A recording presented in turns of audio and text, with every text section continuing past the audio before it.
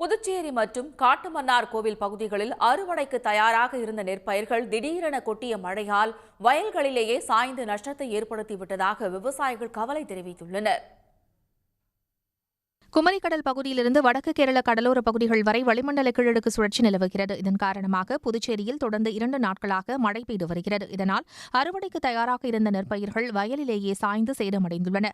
மண்ணாடிப்பட்டு, செல்லிப்பட்டு, சூரப்பட்டு, விநாயகப்பட்டு, கூனிச்சம்பட்டு, திருக்கனூர், காட்டேரிக்குப்பம் பகுதியில் அறுவடை செய்ய முடியாமல் விவசாயிகள் கவலையில் ஆழ்ந்துள்ளனர். இதனிடையே அரசே நெல்லை கொள்முதல் செய்ய வேண்டும் என்று அவர்கள் வேண்டுகோள் விடுத்துள்ளனர்.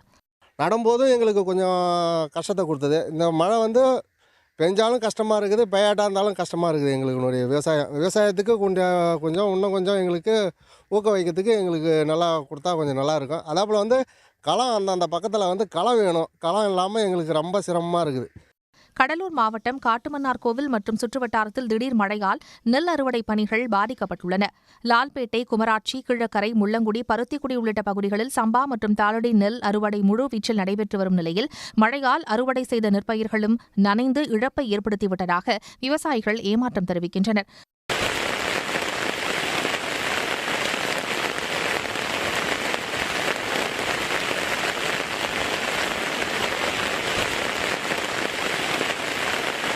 மழை நீடித்தால் அறுவடைக்கு தயாராக உள்ள நெல்மணிகளும் வயலிலேயே சாய்ந்து வீணாகும் அபாயம் உள்ளதாக விவசாயிகள் கவலை தெரிவித்துள்ளனர்.